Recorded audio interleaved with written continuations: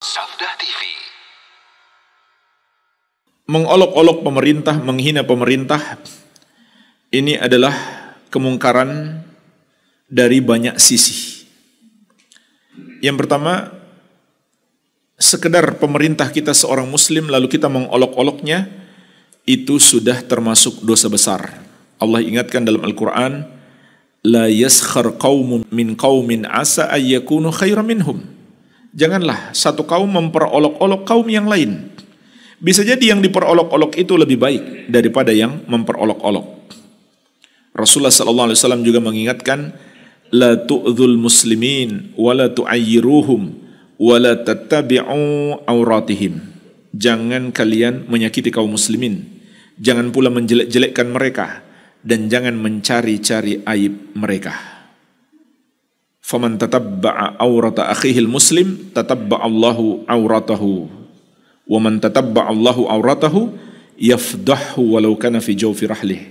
Barang siapa mencari-cari aib seorang muslim, maka Allah pun akan membalas dia mencari-cari aibnya.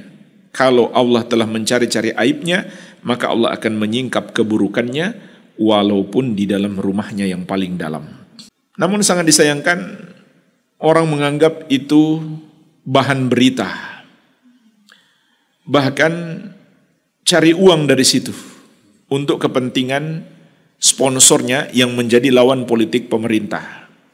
Atau sebaliknya, dia mencari uang untuk menyingkap lawan-lawan politik pemerintah, menyingkap keburukan mereka, dicari-carilah rekam jejaknya, kemudian disebarkan untuk kepentingan politik. Itulah sistem politik yang bertentangan dengan Islam. Mereka ingin mencari suara sebanyak-banyaknya supaya dapat dukungan, sehingga bagaimana lawan politik ini dijatuhkan sejatuh-jatuhnya agar tidak mendapatkan dukungan. Maka ini dilarang keras oleh Rasulullah sallallahu alaihi wasallam. Beliau juga mengingatkan, man satara musliman satarahullahu fid dunya wal akhirah. Barang siapa menutupi aib seorang muslim, maka Allah akan menutupi aibnya di dunia dan di akhirat. Jadi dari sisi ini saja sudah salah. Mengolok-olok seorang muslim, menyebarkan aib-aib seorang muslim.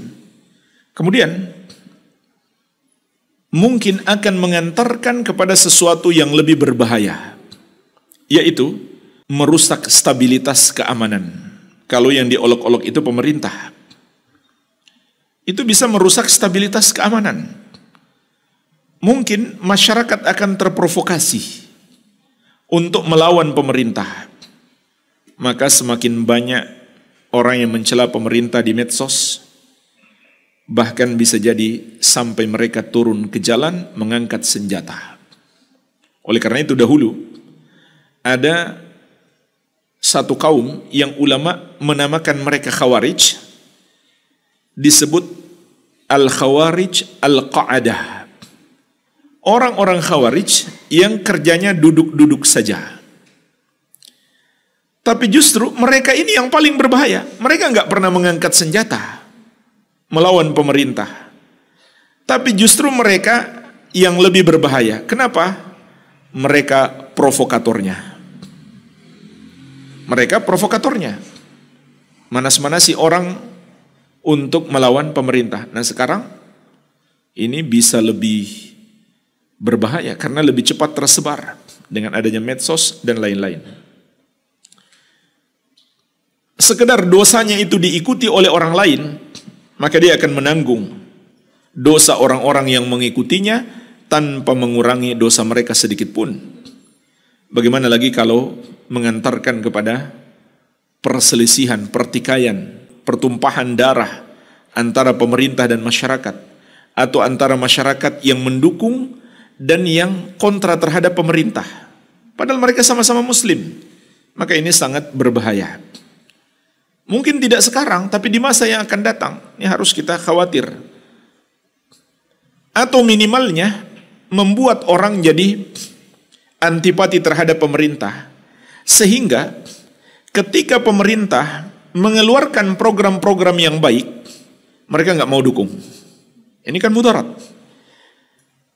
Karena sudah terlanjur antipati terhadap pemerintah, sehingga ada program-program yang baik, mereka pun tidak mau mendukungnya. Dan Nabi SAW juga pernah mengingatkan, man ahana sultanallahi fil ard ahanahullah. Barang siapa yang menghinakan seorang pemimpin muslim yang Allah takdirkan di bumi, maka Allah pun akan menghinakannya. Jadi ini semuanya perbuatan yang sangat berbahaya. Wallahu alam.